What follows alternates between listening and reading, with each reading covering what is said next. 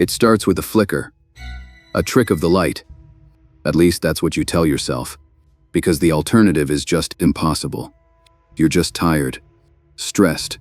Your mind is playing tricks on you. But then it happens again.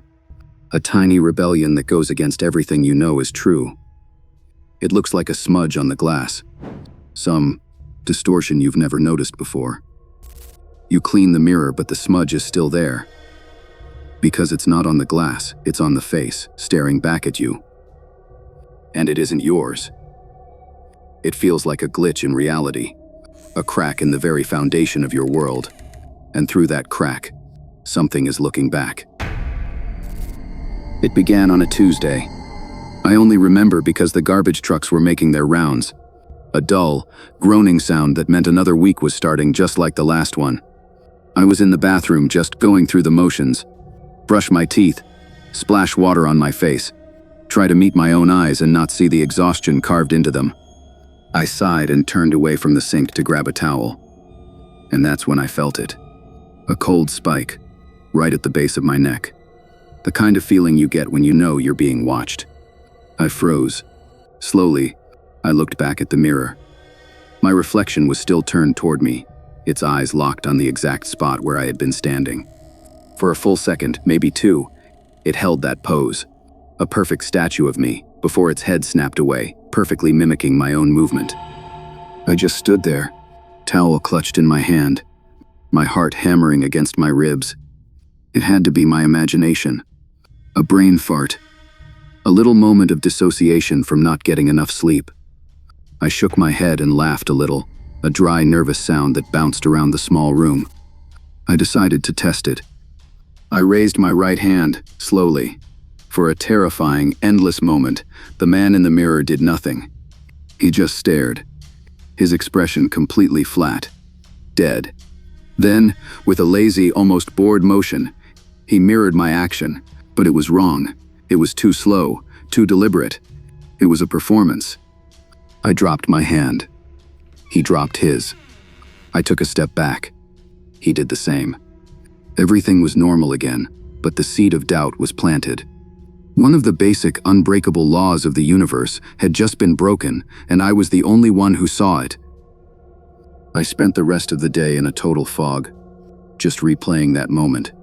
The delay, the chilling stillness in its eyes. It was a subtle corruption of the natural order, a private little horror show put on just for me.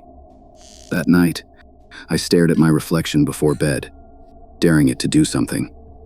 It just stared back, a perfect, lifeless copy.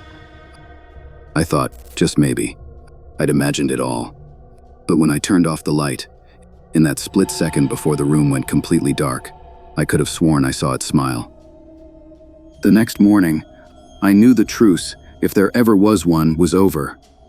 I stood in front of the mirror, razor in hand, my own fear reflected in my wide eyes. My hand was shaking. The reflection's hand was steady as a rock. It watched me as I tried to shave, its gaze totally unblinking. I was so focused on its stillness, on its quiet mockery of me, that the razor slipped. A thin line of red bloomed on my jaw. I winced. The reflection, it smirked. Not a big, theatrical grin, just a tiny, cruel upturn of one corner of its mouth.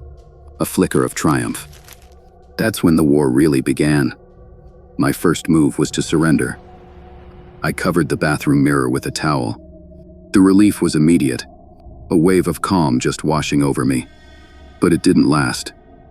I walked into the hallway and caught my own eye in the decorative mirror by the door. This reflection looked different. It looked angry. Its brow was furrowed, its jaw tight. It mirrored my shocked expression, but the anger was still there underneath, like a mask was slipping. I tore it right off the wall, the frame clattering against the floor. My world started to shrink. One by one, I erased my own image. The full-length mirror in the bedroom was next, draped in a heavy sheet. Then came the smaller, sneakier surfaces. The dark screen of the TV, the glossy face of the microwave, the toaster. My phone screen became a source of constant anxiety. A black mirror I had to carry everywhere. I started living in a world without reflections. a world where I couldn't see myself anymore. This isolation became my prison. I stopped leaving the house, terrified I'd catch a glimpse of myself in a shop window or the side of a parked car. What would I see? What would it be doing? The paranoia was a constant buzz in the back of my mind. But the real horror, the thing that truly started to break me, was when it began to show me things. Things from inside my own head. I was staring out the window one night, looking at my faint image laid over the dark street below. My neighbor was having another loud party. I felt a flash of white-hot rage, an ugly, fleeting thought about wanting to just make it all stop. In the glass, my reflection's hands balled into fists. It slammed them against the window pane, over and over, a silent, violent pantomime of my darkest impulse. I stumbled back, horrified. It wasn't just copying my insecurities anymore. It was acting on them. It became a pattern. A frustrating call with customer service would have my reflection mouthing unspeakable insults. A passing thought about my condescending boss would have it drawing a finger across its throat. It was digging up every ugly, intrusive thought I'd ever had and playing it back for me. It was a highlight reel of my own worst self, and it was forcing me to watch. The line between what I was thinking and what it was doing began to blur. Was it reading my mind, or was it planting these thoughts there? My own identity started to feel thin, flimsy, like a costume worn over something else, something monstrous. I stopped sleeping. Who could sleep? Knowing that a version of you was awake and watching from every dark surface. Sometimes, I'd just sit in the dark for hours, staring at the shrouded bathroom mirror, locked in a silent battle of wills. I was becoming obsessed. I could feel my mind starting to fracture, to come apart at the seams. My sense of self was dissolving. I was no longer sure which thoughts were mine and which were bleeding through from the other side of the glass. The horror wasn't just that my reflection was alive, it was that it was more honest about who I was than I'd ever been. It was the worst part of me given a face, and its face was mine.